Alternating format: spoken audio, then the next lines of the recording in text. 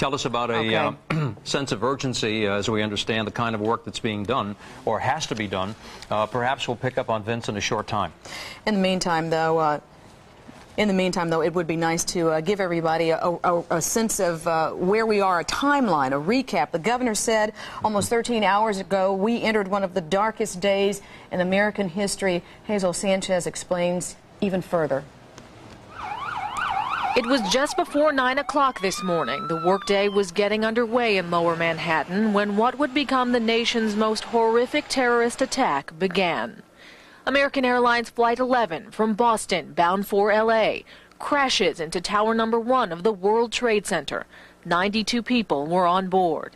Just 18 minutes later, before reality could set in, the unimaginable. A second plane, American Airlines Flight 77 from D.C. bound for L.A., crashes into Tower 2. 64 were on board.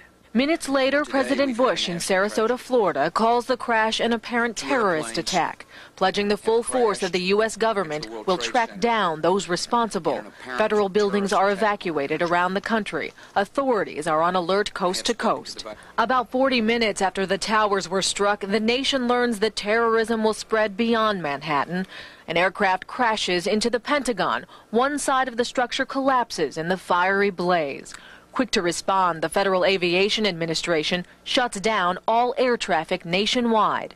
Shortly after 10, as the rescue efforts continue, Tower Number 2 collapses. Around the same time, United Airlines Flight 93 from Newark bound for San Francisco crashes near Pittsburgh.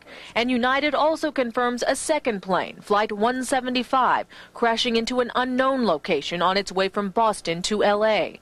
110 people on board those aircraft. Then at 10:28, the second tower collapses, and Manhattan's skyline changes forever, as do the lives of an entire nation. Now, FEMA has sent 8 search and rescue crews to the World Trade Center. We are talking about 600 specialists trained to find victims in disaster sites. Also, there are 2 aircraft carriers and missile cruisers that have made their way into the city to protect the area from any air or sea threats. If you don't mind, I'd like to mention a personal note, Angela and Ernie. The view outside of my apartment window is the World Trade Center. I can see the 2 twin towers standing there every morning that I wake up.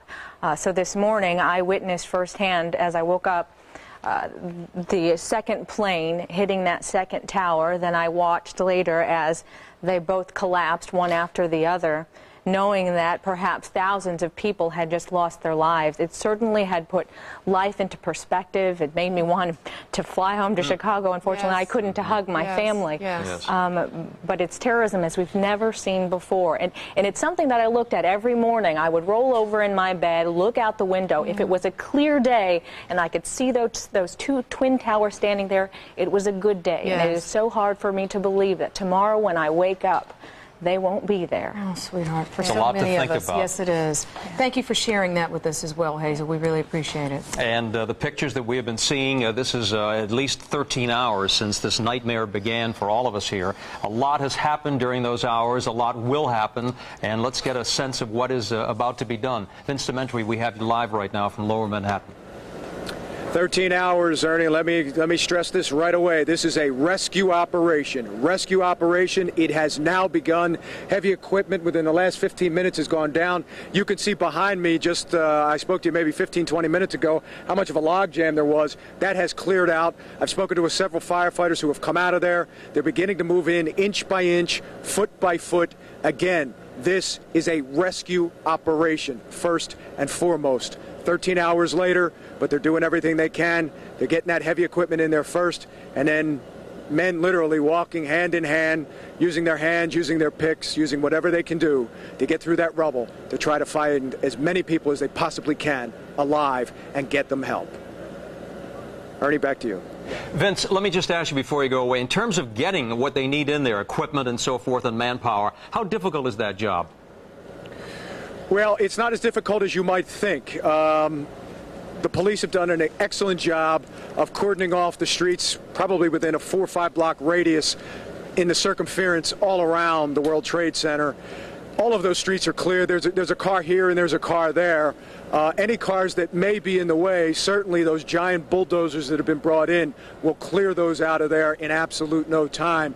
So it's in my opinion, and from some of the people I've talked to, not as difficult as you might think to be able to get at least to as close to ground zero as you can possibly get. Now, once you get there and then trying to get through all that incredible rubble, and it must be an unbelievable scene, that in and of itself is another story. So once again, we want to make it clear to people what's actually being done now, Vince, is moving the cars out of the way. No one's actually going inside the buildings as of yet. No, I want to say that as they're going, cars are being moved out of the way, but the people on foot are moving full speed ahead. They're trying to get there as quickly as they possibly can.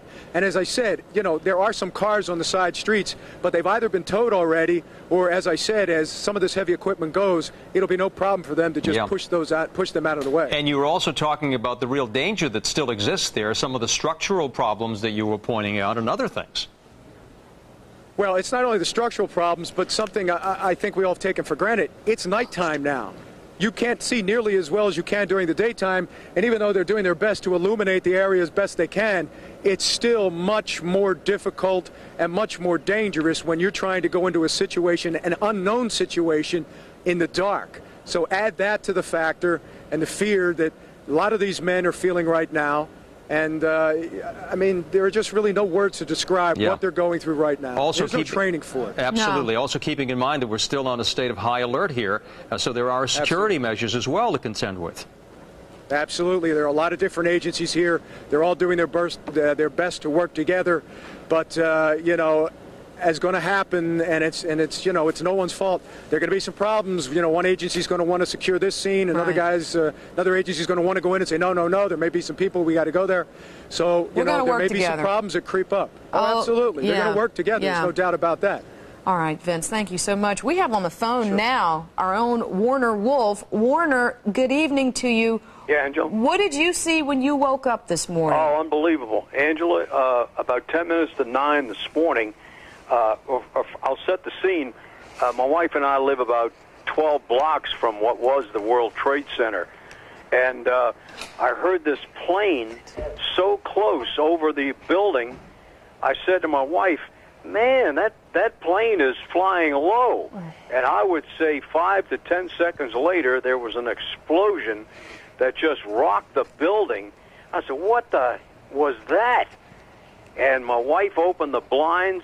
See, we face south toward what was the World Trade Center. Warner, hold on one second. We apologize. We have to interrupt you. We have breaking news now. We need to take you to a Port Authority news conference. We do, however, want to provide you with an update of conditions at Port Authority transportation facilities and to try to give you some sense of what tomorrow may be like. First of all, we'd like to ask the general public to understand that the best way to get information will be the radios, television, and they should seek updates before leaving home tomorrow. We believe that it's advisable for all non-essential employees to stay at home if their employers so permit. Port Authority, airports, bridges, and tunnels, the bus terminal, and the PATH rapid transit line are secure and fully staffed. At the request of the law enforcement officials, those services hours will be severely curtailed at least through tomorrow morning's rush hour and possibly for longer. I'd like to repeat that tomorrow is not likely to be a normal commuting day. I suspect that all of this, as I said, is subject to change, so please stay tuned to your local news sources. The Port Authority airports, JFK, Newark, and LaGuardia are currently closed and likely to remain closed through at least tomorrow morning. Their reopening is subject to the direction of the FAA and other federal authorities. There is very little likelihood of eastbound traffic being allowed to use Port Authority, Hudson River bridges and tunnels into Manhattan tomorrow, except for credentialed personnel going eastbound. Again, this is based on the needs of law enforcement and other government agencies. The facilities themselves are secure and in excellent condition. At the present time, westbound traffic is permitted at the Staten Island bridges and on the upper level of the George Washington Bridge. PATH is currently operating between 33rd Street in Newark, Jersey City, and Hoboken, and will likely operate tomorrow, again subject to change. The Port Authority bus terminals in Midtown and at the George Washington Bridge are closed and likely to remain so. Next, I'd just like to take a moment to describe some of the things that our Port Authority staff is doing right now to assist the victims of this terrible catastrophe. The Port Authority Police have sent more than 150 police officers to the scene at the World Trade Center to assist with rescue operations. Other Port Authority police personnel are providing security at our facilities. I'd like to make a special request to relatives of Port Authority employees. We have set up telephone numbers to call for help in locating Port Authority personnel. These numbers that I'm about to share with you are for emergency use and not for the use of the general public. It's simply for the relatives of Port Authority employees who are seeking information about their relatives, and we will provide them as we can. The numbers are 973-565-5505 and 5506 and 5507. Again, for relatives of Port Authority employees, 973-565-5505, 06, 07.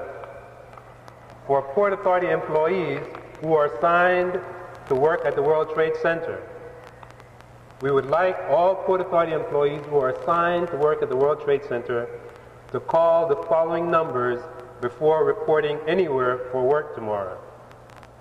The numbers for Port Authority employees only who are assigned to the World Trade Center that should be called are 973-565-5501, 5502, 5503, and 5504. Again, for Port Authority employees who are assigned to the World Trade Center, please call 973-565-5501, 5502, 5503, 5504.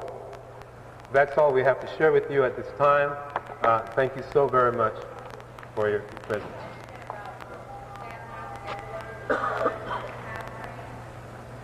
The upper level of the George is open to westbound traffic only, the same at the Staten Island bridges.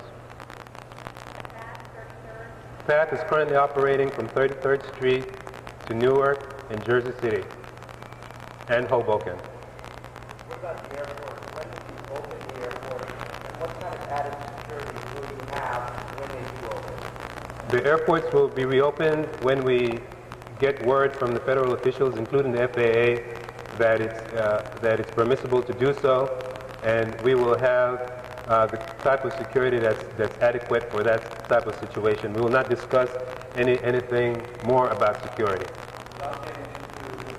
Updating information from the Port Authority tonight, basically saying that tomorrow will not be a normal commute day, of course, and telling people to keep tuned to your news source, radio, television, and so forth for updated information that all the airports will remain closed. They will reopen subject to the FAA. They also talked about the tunnels and the bridges being secure, but there is some question there in terms of their available use. Some of those phone numbers you probably received, but I think it's important to pass it along. He was talking about if you wanted to get information, relatives of Port Authority personnel, 973-565-5505, 5506, and 5507.